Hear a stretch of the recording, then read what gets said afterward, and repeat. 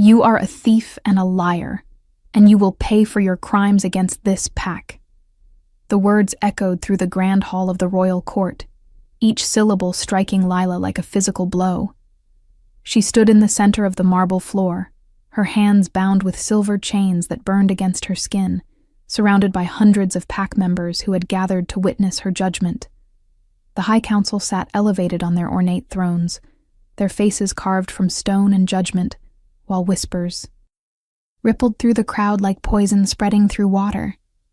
Lila had always been invisible in the Moonstone Pack, a shadow moving through the palace kitchens, an omega without a wolf, without a voice, without value. But now, every eye in the kingdom was fixed on her, and she had never felt more exposed, more vulnerable, more utterly alone. "The evidence is irrefutable," Lady Vivian declared, her voice smooth as silk and twice as deadly. She stood before the council in a gown of deep emerald that caught the light from the crystal chandeliers above. Her dark hair swept into an elegant twist, every inch the sophisticated noblewoman. Lady Vivian was the king's most trusted advisor, a widow of impeccable breeding whose counsel had guided the Moonstone Pack through countless political storms. No one would suspect her of anything less than absolute loyalty. No one except Lila, who had seen her 3 nights ago in the forgotten wine cellar beneath the palace, meeting with 2 hooded figures and discussing the exact location where the Alpha King would stand during the festival of the full moon. "The sacred moonstone pendant was found in her quarters," Vivian continued, holding up a velvet pouch, "hidden beneath her mattress like the guilty secret it is. This pendant has protected our pack for 300 years, and this Omega dared to steal it for her own selfish purposes." Lila's throat tightened. She wanted to scream that it was a lie, that she had never seen that. Pendant before the guards tore apart her tiny room and miraculously discovered it exactly where Vivian said it would be. She wanted to tell them about the conspiracy, about the assassination plot she had overheard, about how Vivian had seen her in the cellar doorway and how everything had unraveled from that single moment of being in the wrong place at the wrong time. But the words stuck in her chest like shards of glass, because who would believe her?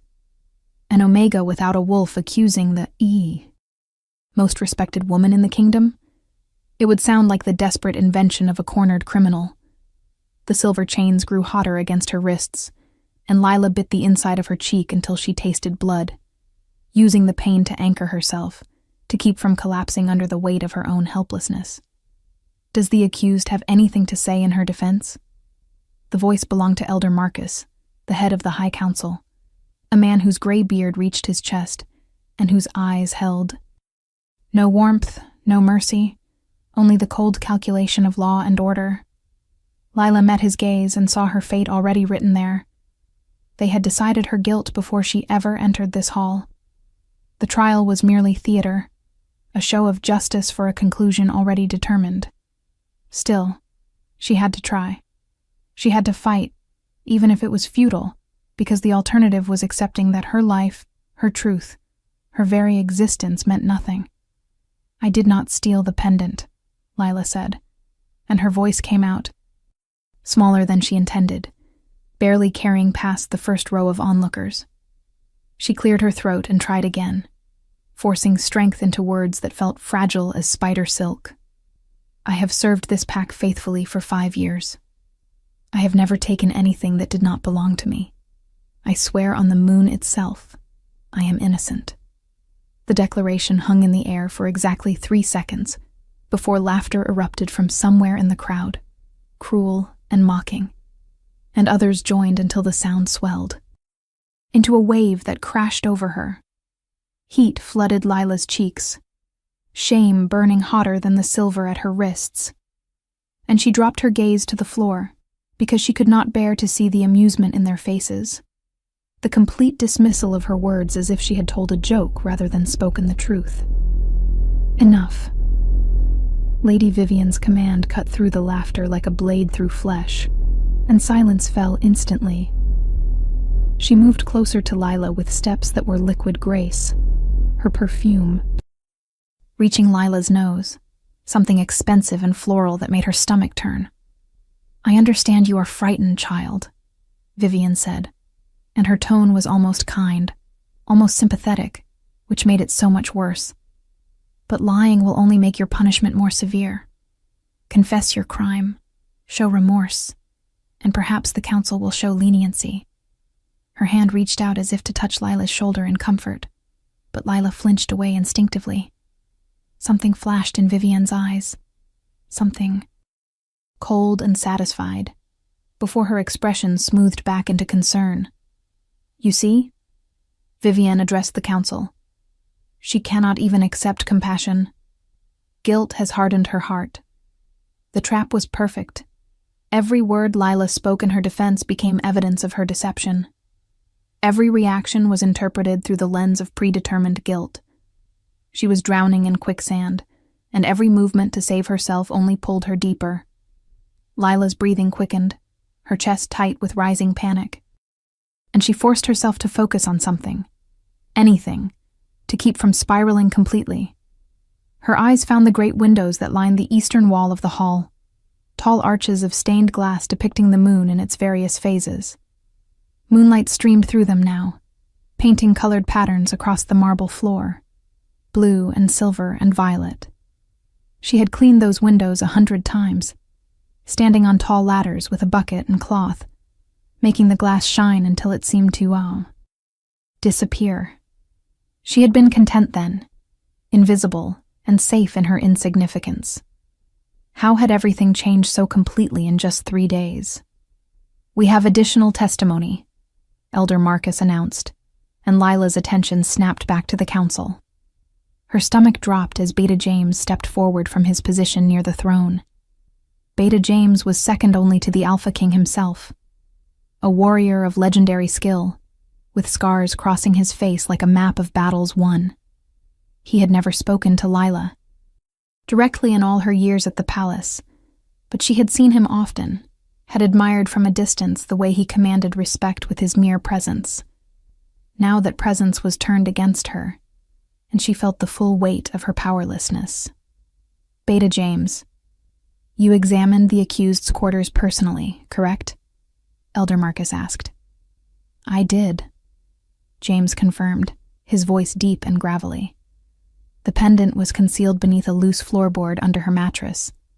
She had also hidden a collection of silver coins, far more than an Omega servant would earn honestly. More lies, more fabricated evidence. Lila's knees threatened to buckle. "I never touched those coins," she whispered, but no one was listening anymore. If you are enjoying this story, do not forget to leave a like and subscribe to the channel for more emotional stories like this one. The council members leaned toward each other, conferring in low voices that Lila could not distinguish. She watched their faces, trying to read her. Fate in the movement of their lips, the furrowing of their brows. Elder Thorne, a woman with iron-gray hair and hands twisted by age, shook her head slowly. Elder Marcus's expression remained carved from granite.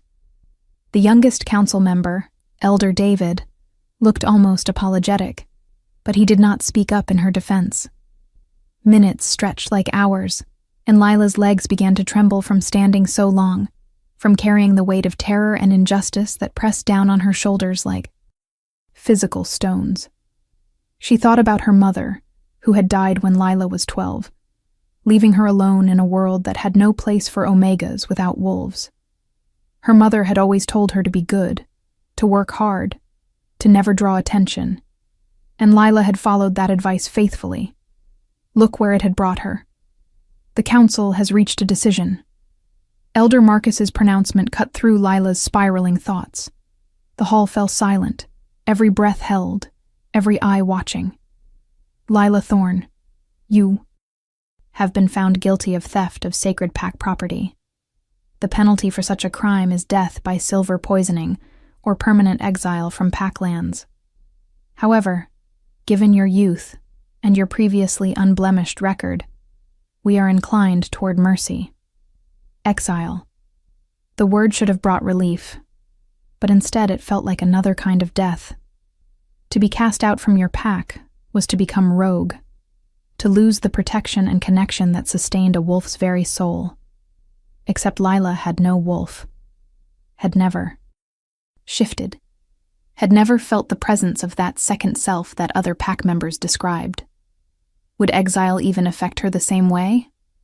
Or would she simply be alone, wandering until she died of exposure or starvation, or was killed by actual rogues who prowled the borderlands? Wait!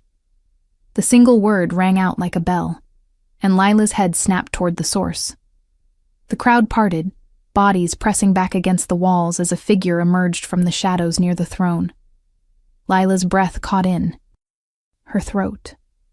Alpha King Dominic had been present the entire time, seated in the great throne carved from a single piece of white oak, but he had been so still, so silent, that Lila had almost forgotten he was there. Almost, because forgetting the Alpha King was impossible once you had actually seen him. He stood now, rising to his full height, which was considerable, his shoulders broad beneath a black shirt that seemed to absorb light. His face was all sharp angles and hard planes, a jaw that could have been chiseled from marble, dark hair that fell past his collar, and eyes the color of amber shot through with gold. He was 30 years old and had ruled the Moonstone Pack since his father's death 8 years ago, and in that time he had expanded their territory, strengthened their alliances, and earned a reputation as both brilliant strategist and ruthless warrior. Dominic descended the steps from his throne with measured grace, each footfall deliberate, and the crowd seemed to shrink away from him even as they craned their necks to watch. Power radiated from him like heat from a forge. The unmistakable presence of an alpha so dominant that even other alphas lowered their eyes in his presence. Lila had seen him perhaps a dozen times in her 5 years at the palace, always from a distance, always in passing. She had never been close enough to speak to him, never dared to even meet his gaze. But now he was walking directly toward her, and her heart hammered so violently. She was certain everyone in the hall could hear it. "Your Majesty," Elder Marcus began, rising from his seat with visible confusion. "We have reached a verdict. There is no need for you to involve yourself in such a minor matter." Minor matter. That was what her life had become. A footnote in the day's proceedings, barely worth the king's attention. Except Dominic did not stop walking. He moved past the council without acknowledging their words, his attention fixed entirely on Lila, and she felt pinned beneath that golden gaze like a butterfly under glass. He stopped 3 feet away from her, close enough that she could see the slight stubble along his jaw, the tiny scar cutting through his left eyebrow, the way his chest rose and fell with each controlled breath. The scent of him reached her, pine and smoke, and something wild that made her wolfless heart stutter in recognition of something she could not name. "I was there," Dominic said, and his voice carried to every corner of the hall despite not being raised, that alpha command that demanded attention, that made every word feel like absolute truth. The night the pendant was allegedly stolen, I was in the lower levels of the palace. I could not sleep, and I walked the old corridors as I sometimes do when my mind is too loud for rest. He paused, letting the weight of his words settle. I saw Lila Thorne in the kitchens at midnight, preparing bread dough for the morning meal. She was alone, covered in flour, humming a song I did not recognize. She did not see me. I watched her work for perhaps 10 minutes before I continued my walk. She never left that kitchen.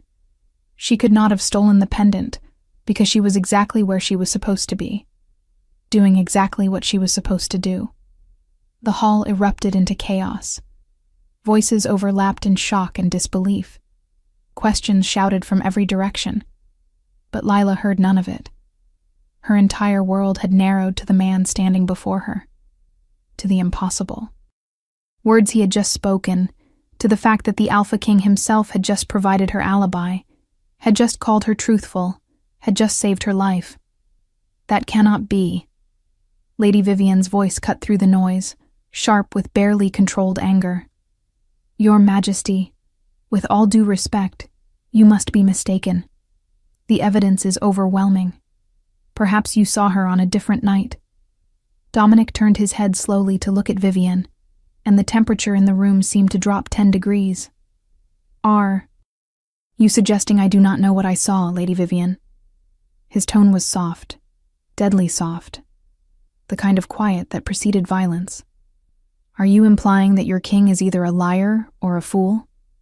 Vivian's face went pale, then flushed with color as she realized the trap she had walked into. Of course not, Your Majesty. I would never presume to question your word. I merely thought that perhaps in the darkness, in your state of restlessness, a simple mistake might have occurred. We are all fallible, even kings. The audacity of her response made several council members gasp audibly. Dominic's eyes narrowed to slits of molten gold, and for a moment Lila thought he might shift right there in the hall, might let his wolf tear apart the woman who dared to contradict him. But he remained in human form, his control absolute, his rage channeled into words that struck harder than claws. I do not make mistakes about what I see, when I see it, or who I see doing it, Dominic stated, each word precise as a blade thrust. Lila Thorne was in the kitchen at midnight. She is innocent of this theft. The evidence against her was planted. Someone in this hall is lying, and it is not me. The implications hung in the air like smoke from a fire, thick and choking. If Lila was innocent, if the evidence was planted, then someone had deliberately framed her. Someone had committed a crime far worse than simple theft. Someone had perverted justice itself. Lila's mind spun with the enormity of it. The Alpha King had not just defended her. He had declared war on whoever had orchestrated this, and he had done it publicly, irrevocably, in front of his entire court. There was no taking it back now. No quiet resolution. This would have consequences that rippled far beyond her fate. Your Majesty. Beta James stepped forward, his expression troubled. If what you say is true, and I do not doubt your word, then we have a serious problem. The pendant is still missing. The coins were still found in Lila's room. Someone went to great lengths to implicate her specifically. We need to understand why. We will understand, Dominic promised. And there was something dark in his voice. Something that spoke of interrogations and revelations extracted through less than gentle means. But first, we will correct the immediate injustice. Remove those chains from her. Now. 2 guards rushed forward to obey, fumbling with the locks on the silver shackles. The moment the metal fell away from Lila's wrists, she gasped, not realizing until that moment how much pain she had been in, how the silver had burned deeper than just her skin. Angry red welts circled both wrists, already starting to blister, and she cradled them against her chest instinctively. Dominic's gaze dropped to her injuries, and his jaw clenched so hard she heard his teeth grind together. Who authorized the use of silver chains on an Omega who has not even been formally sentenced? He demanded, and the question was directed at the guards, at the council, at everyone, and no one. It is standard protocol for accused thieves of sacred objects, Your Majesty. Elder Marcus replied carefully.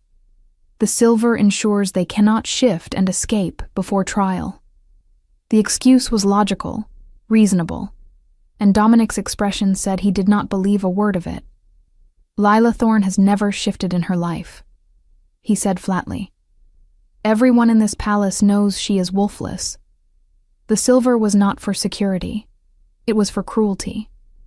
It was meant to hurt her before she was even convicted. I will remember that detail when I investigate who gave the order. His words were a clear threat, and Elder Marcus's face tightened with something that might have been fear or resentment, or both. Lila could not focus on the politics playing out around her. Her legs finally gave way, and she sank to her knees on the cold marble floor, her entire body shaking with reaction, with relief, with the overwhelming flood of emotions she had been holding back through sheer force of will. She was not going to die. She was not going to be exiled. The Alpha King had saved her. None of it made sense. Why would he have been watching her? Why would he remember such a mundane moment? Why would he risk his reputation, his relationship with his council, his political capital on an Omega kitchen worker he had supposedly only observed once in passing? What do you think will happen next? Leave your predictions in the comments below. Dominic moved. Before Lila could spiral further into confusion, he knelt in front of her, bringing himself down to her level, and the gesture was so unexpected, so completely counter to every rule of hierarchy and protocol, that the gasps from the crowd were audible even through Lila's ringing ears. An Alpha King did not kneel before anyone, least of all a wolfless Omega. "Let me see your wrists," he said quietly, and it was not a command, but a request, gentle in a way that made Lila's chest ache with something she could not name. She extended her hands hesitantly, and Dominic took them with a care that seemed impossible for someone so large, so powerful. His fingers were warm against her skin, his touch feather light as he examined the silver burns. "These will scar if not treated immediately," he murmured, more to himself than to her. He looked up, catching the eye of someone in the crowd. "Healer Mora, attend to her. Use the strongest salve we have. I do not want her to carry the marks of this injustice on her skin." An older woman with kind eyes and gray-streaked hair hurried forward, carrying a leather satchel that marked her as the pack's head healer. She knelt beside Lila without hesitation, already pulling out small jars and clean bandages. "This will sting at first, child," Mora warned, as she opened a jar filled with something that smelled of mint and lavender and something sharper underneath. "But it will draw out the silver poisoning and promote healing."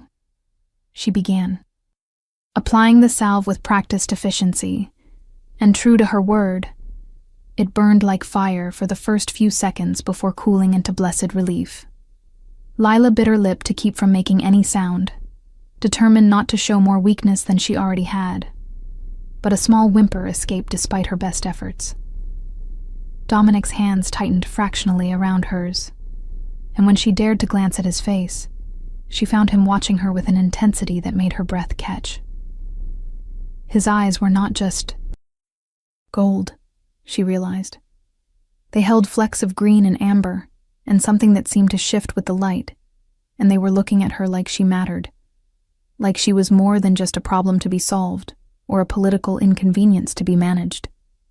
"You are safe now," Dominic said, and the words were meant for her alone, despite the hundreds of people watching. "I give you my word, Lila Thorne. No one will touch you. No one will threaten you. No one will harm you while I draw breath. You are under my personal protection, effective immediately." The declaration sent a fresh wave of whispers through the crowd, shocked and scandalized in equal measure. Personal protection from the Alpha King was not a casual thing. It meant she would live in the royal wing of the palace. It meant guards would be assigned specifically to her. It meant her safety became his responsibility, his priority, his sacred duty. It was the kind of protection reserved for visiting dignitaries, for high-ranking allies, for potential mates.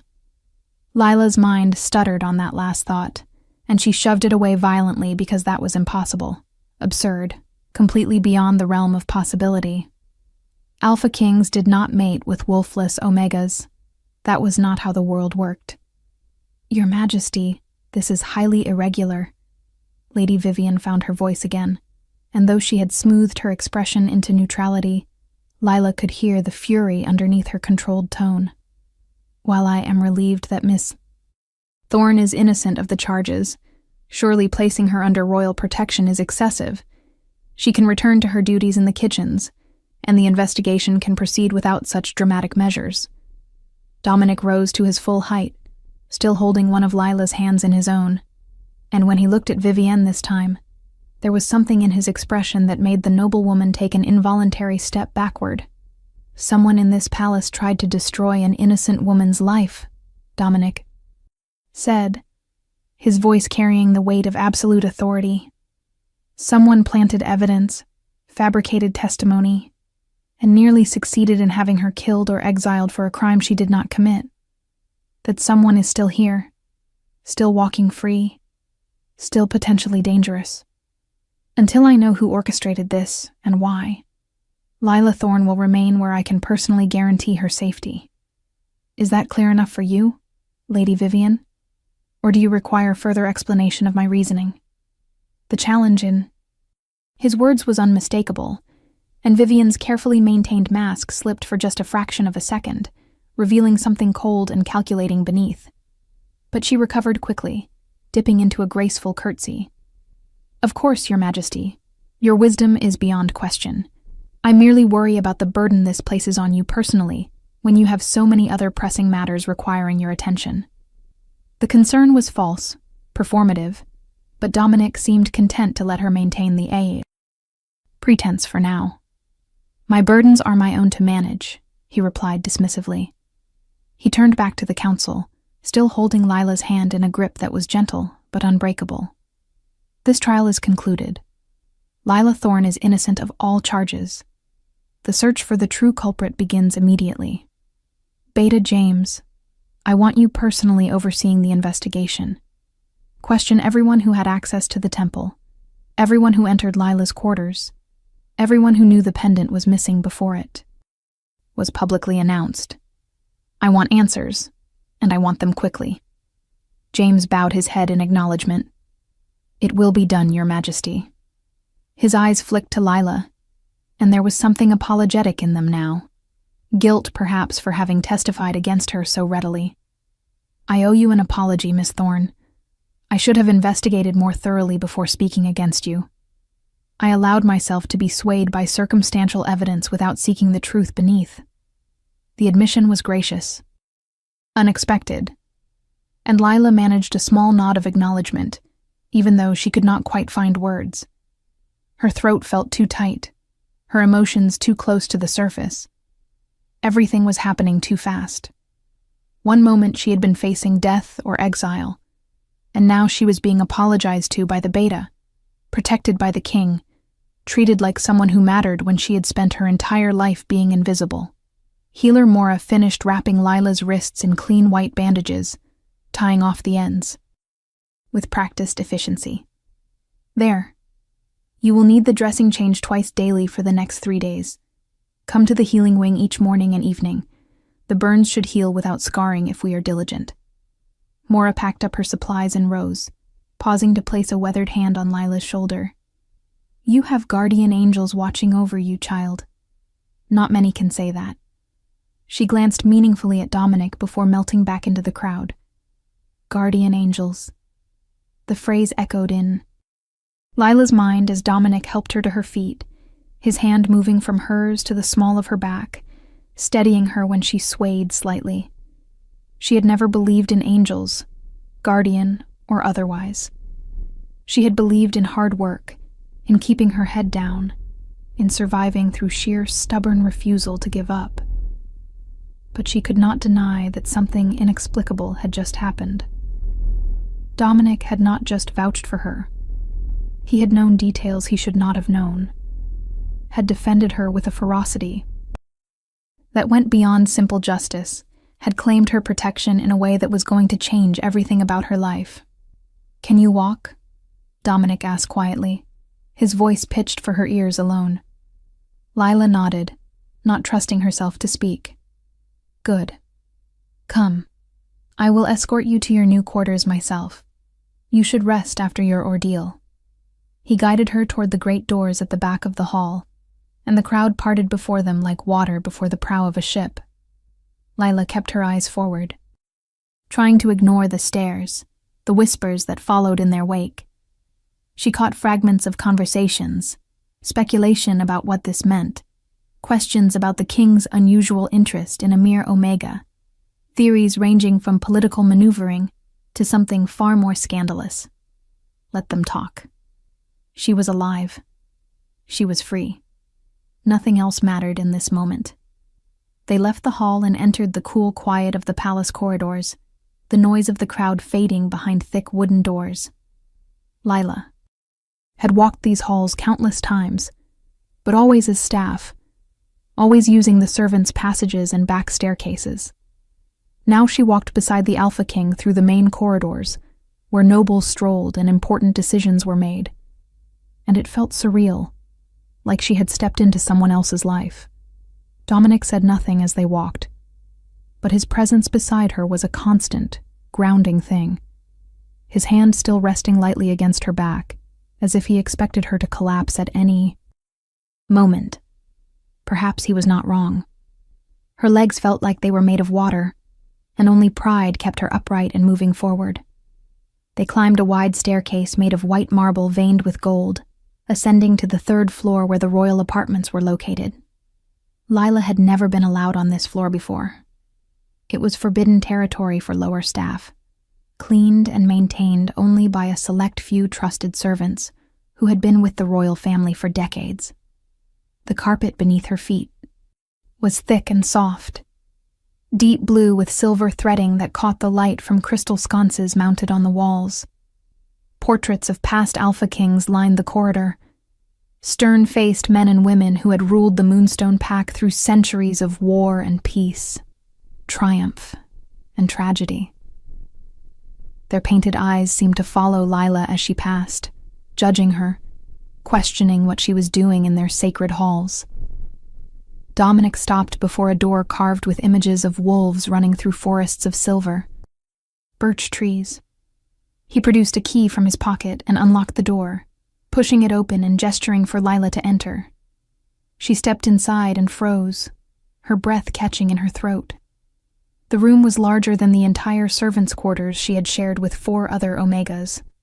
A 4-poster bed with curtains of pale blue silk dominated one wall, the mattress thick and covered in blankets that looked softer than clouds. A fireplace took up most of another wall, already laid with wood ready to be lit. Windows overlooked the palace gardens, real glass windows with cushioned seats built into the alcoves. There was a writing desk, a wardrobe that could hold a dozen gowns, a door that led to what Lila assumed was a private bathing room because, of course, rooms like this had private baths. "This is too much," Lila whispered, finally finding her voice. "Your Majesty, I cannot possibly stay here. This is meant for someone important, someone of rank." Dominic entered behind her and closed the door, leaning against it with his arms crossed over his chest. "You are important," he said simply, as if it were the most obvious truth in the world. "And you are under my protection, which means you stay where I can be certain of your safety. This room is directly across from my own chambers. No one can reach you without going through me first." The casual mention that his chambers were across the hall made Lila's face heat with a blush she could not control. She turned away, pretending to examine the tapestry hanging near the fireplace, anything to avoid meeting those golden eyes that saw too much. "Why are you doing this?" The question burst from Lila before she could stop it. All the confusion and fear and desperate need to understand bubbling over. "Why did you defend me? You said you were watching me that night. But why? I am nobody. I am an Omega without a wolf, without family, without any value to you or this pack. I do not understand what is happening." She turned back to face him, her bandaged hands clenched into fists at her sides. "Please, I need to understand why the Alpha King cares whether I live or die."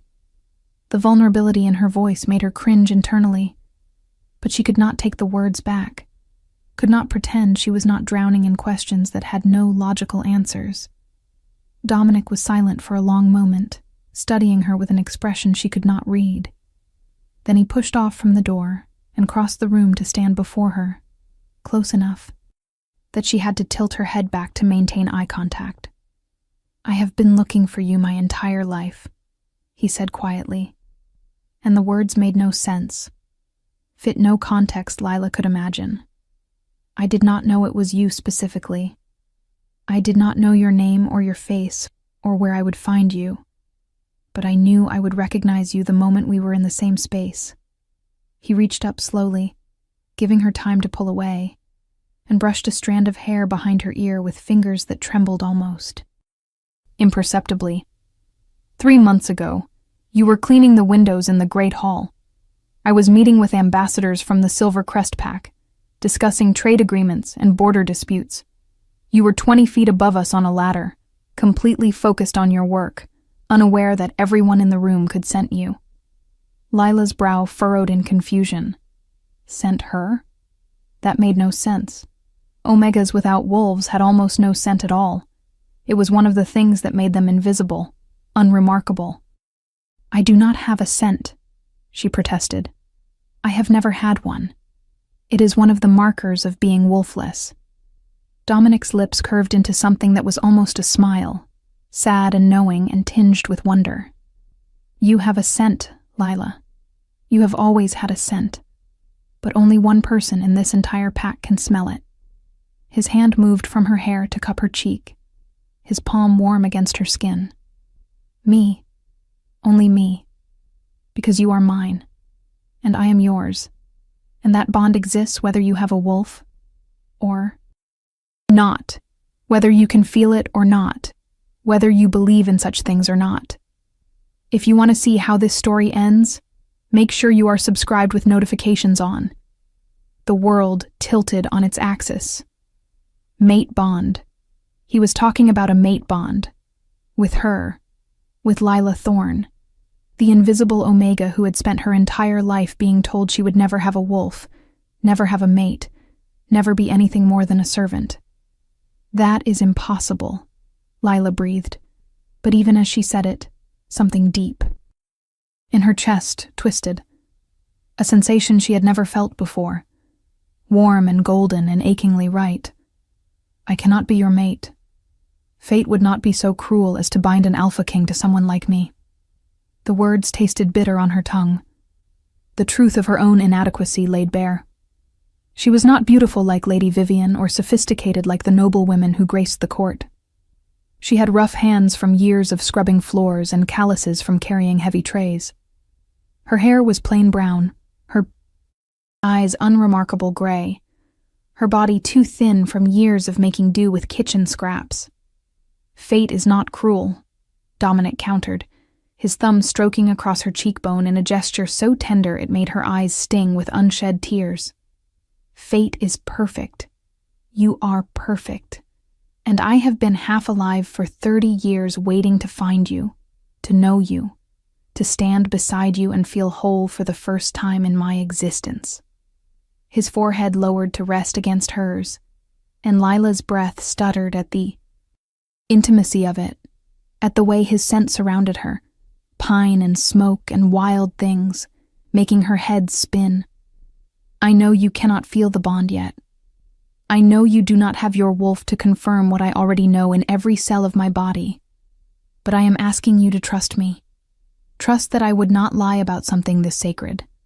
Trust that what I feel when I am near you is real and right and worth protecting at any cost. Trust.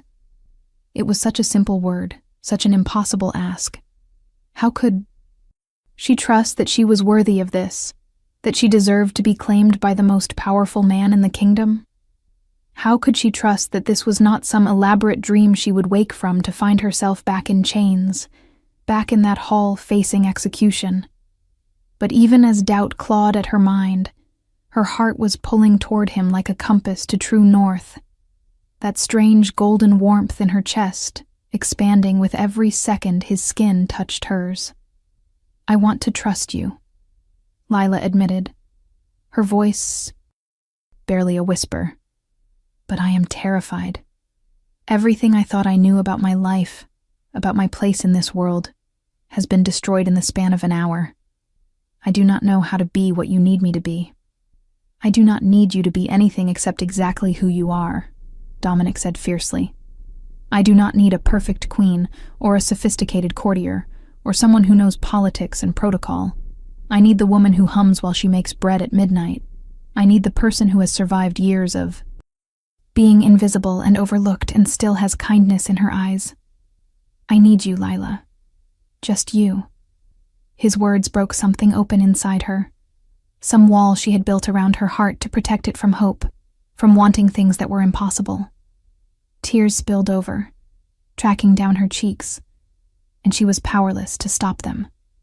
Dominic caught them with his thumbs, wiping them away with infinite gentleness, and the tenderness undid her completely. She sagged against him, and he caught her, wrapping his arms around her and holding her against his chest, while she shook with the force of emotions too big to contain. How long they stood like that, Lila could not say. Time seemed to lose meaning in the circle of his arms, in the steady thump of his heartbeat beneath her ear. Eventually her tears slowed, her breathing evened out, and exhaustion crashed over her like a physical weight. "You need rest," Dominic murmured into her hair. "You have been through more today than anyone should endure. Sleep. I will have food sent up for you, and tomorrow we will talk more. But tonight, just rest and know you are safe." He pulled back enough to look at her, his hands framing her face. "I will be right across the hall if you need anything. Knock on my door at any hour, for any reason. Promise me you will not hesitate." "I promise," Lila managed, though the idea of knocking on the Alpha King's door felt as impossible as everything else that had happened today. Dominic seemed to sense her. Hesitation because he smiled, really smiled, and the expression transformed his face from intimidating to breathtaking. "Good. Now let me help you with the fire before I go. These rooms can get cold at night." He moved to the fireplace, kneeling to light the prepared wood with practiced ease. Flames caught and spread, casting dancing shadows across the walls, filling the room with warmth and the comforting scent of burning birch. He stood, brushing off his hands, and headed for the door. He paused with his hand on the handle, looking back at her. "Lila?" "Yes, Your Majesty?" The formal address felt wrong after everything they had shared, but she did not know what else to call him. "Call me Dominic," he said softly. "When we are alone, no titles, no formality. Just my name." With that, he slipped out the door, leaving Lila standing in the middle of the most beautiful room she had ever seen, her mind spinning, her heart full of something that felt dangerously close to hope. The next 3 days passed in a blur of strange new experiences and mounting tension. Lila slept in that enormous bed, visited Healer Mora twice daily to have her bandages changed, and ate meals brought to her room by servants who now treated her with wary respect instead of casual dismissal. She saw Dominic every evening. He would knock softly on her door, wait for her permission to enter, and then spend hours simply talking with her. He asked about her childhood, her mother, her experiences in the palace. He told her about the weight of kingship, the loneliness of leadership, the dreams he had for the Moonstone Pack's future. They were careful conversations, both of them navigating new territory, but with each passing night, Lila felt the invisible thread between them strengthen, that golden warmth in her chest growing brighter. But outside her sanctuary, the investigation into who had framed her was yielding disturbing results. Beta James discovered that the temple guards who should have been watching the sacred relics. The night of the theft had been drugged with sleeping powder mixed into their evening meal. The coins found in Lila's room were traced to a cache that had been reported stolen from the royal treasury 6 months prior, but the theft had been buried in paperwork and never properly investigated. The pendant itself had been returned anonymously, left on the temple steps wrapped in black cloth, which suggested whoever took it had only wanted it temporarily, needed it. Gone long enough to frame Lila, and then back in place to avoid questions about its permanent loss. Every thread led back to someone with intimate knowledge of palace security, someone with access to restricted areas, someone with the authority to move freely without question. The list of suspects grew shorter and more disturbing with each revelation. On the 4th morning, Lila woke to urgent knocking on her door. She stumbled out of bed, wrapping a robe around herself, and found Dominic, standing in the hallway with Beta James and 4 royal guards. His face was grim, his eyes hard with barely controlled fury. "What happened?" Lila asked, fear spiking through her at the expressions she saw. "We have our answers," James said flatly. "Or rather, we have confirmation of what His Majesty suspected from the beginning. Lady Vivian has been arrested for treason, conspiracy to commit murder, and falsifying evidence against you. Her rooms were searched at dawn, and we found correspondence with Alpha Marcus of the Shadow Ridge Pack, detailing a plot to assassinate King Dominic during the Festival of the Full Moon. You were meant to be a distraction, a scandal to occupy the council and the king's attention, while the real plan moved forward. When you overheard her meeting in the wine cellar, she had to silence you quickly, so she framed you for theft, knowing it would keep you isolated and discredited." The words hit Lila like physical blows. She had known Vivian was behind the frame job, but hearing the full scope of it, understanding that her near execution had been nothing more than a convenient cover for regicide, made her stomach turn. "Where is she now?" Lila asked. "In the dungeons," Dominic replied, his voice cold as winter steel. "Along with the 2 conspirators you saw her with in the cellar. They have confessed everything in exchange for slightly less severe sentences. Vivienne is still claiming innocence, but the evidence is overwhelming. She will face trial within the week, and this time, the verdict will not be in question. Justice. It should have felt satisfying, but Lila only felt hollow. She almost succeeded, she whispered. If you had not been watching me that night, if you had not vouched for me, I would be dead or exiled, and she would have been free to continue her plot. Dominic closed the distance between them, pulling her into his arms, despite the audience of guards and beta watching. But I was watching you, he said, into her hair. I was watching you because I cannot help but watch you, because you are the center of my world whether you know it or not. And I will always protect you, Lila. Always. That is what mates do. Mates. He said it so easily now, so matter-of-factly, as if it were settled truth rather than something Lila was still struggling to accept. But standing in his arms, feeling safe and valued and protected, she found it easier to believe. Found herself wanting to believe despite all her fears and insecurities. What happens now? She asked. Now we make it official, Dominic said, pulling back to look at her. The festival of the full moon is tomorrow night. It is the most sacred night of the year, when pack bonds are strengthened and new mates are recognized before the goddess. I want to claim you publicly, Lila. I want everyone in this pack to know you are mine, that you are their future queen, that you are under my protection not just as a political gesture, but as my chosen mate. Queen.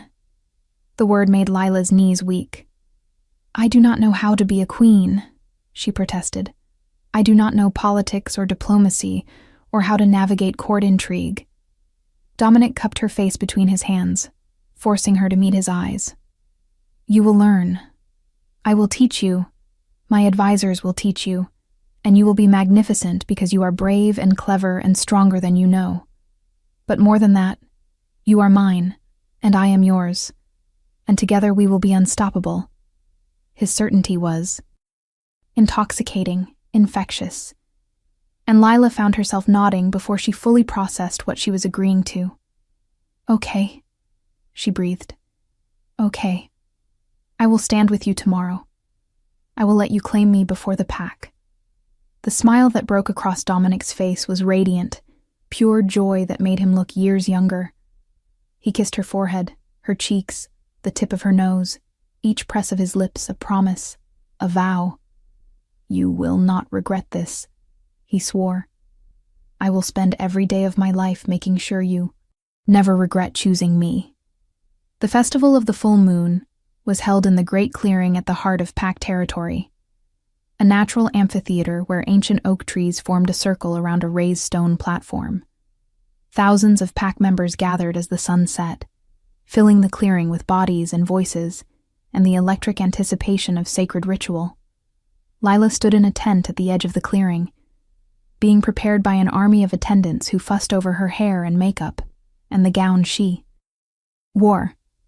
The dress was midnight blue silk that seemed to capture starlight, fitted through the bodice and flowing into a skirt that pooled around her feet like water. Her hair had been swept up into an intricate style woven with silver thread and tiny crystals that caught the light.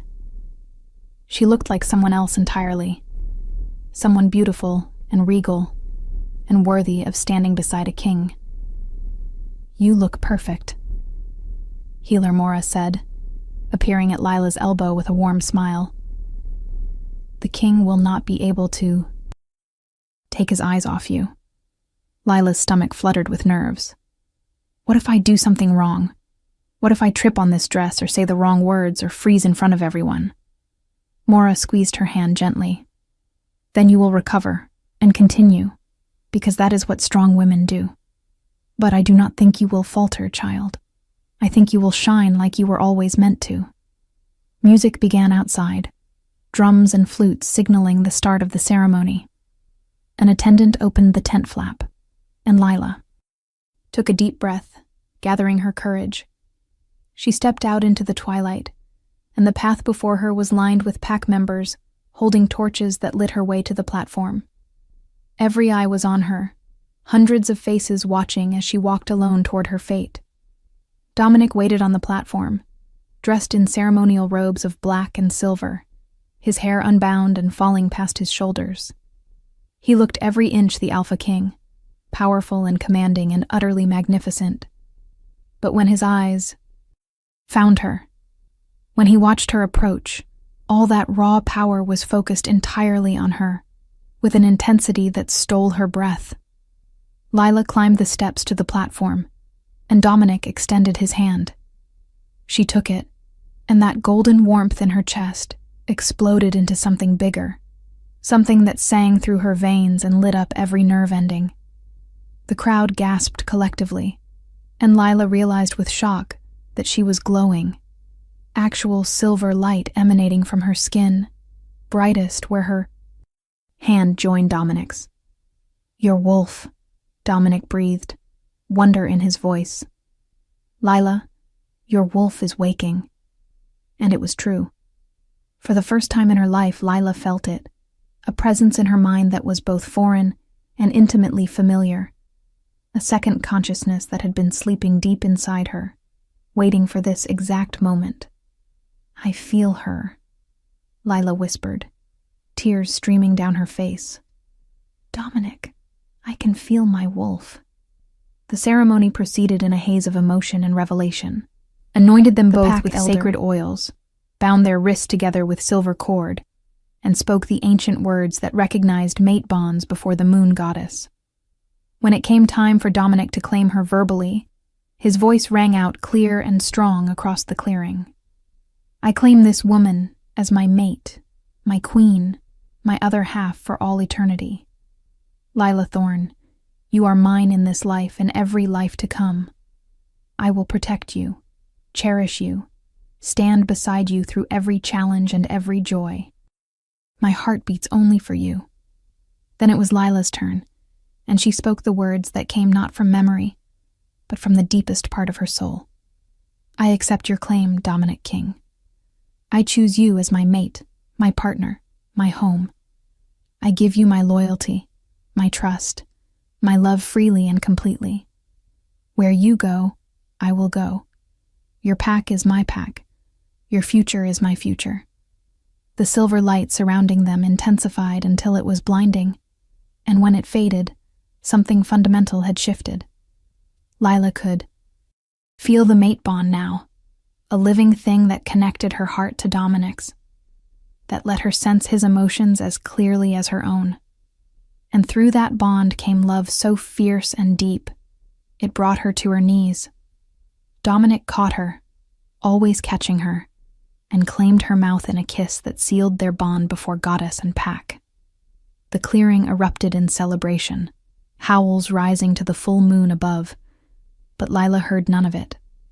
Her entire world had narrowed to the man holding her, to the bond. Humming between them, to the wolf finally awakening in her soul. "I love you," she said against his lips, the words feeling both inadequate and absolutely perfect. "I love you, Dominic." My mate.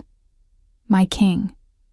Dominic's answering smile was fierce with possession and tenderness in equal measure. And I love you, my queen. My salvation. The missing piece of my soul finally found. He lifted her into his arms, carrying her down from the platform toward the palace as the pack cheered and celebrated. Around them, the future stretched before them, unknown and slightly terrifying. But Lila was not afraid. She had her mate, her wolf, and a strength she had never known she possessed. Whatever came next, they would face it together. If this story touched your heart, share it with someone who loves epic romance. Tell me in the comments, did you see this ending coming?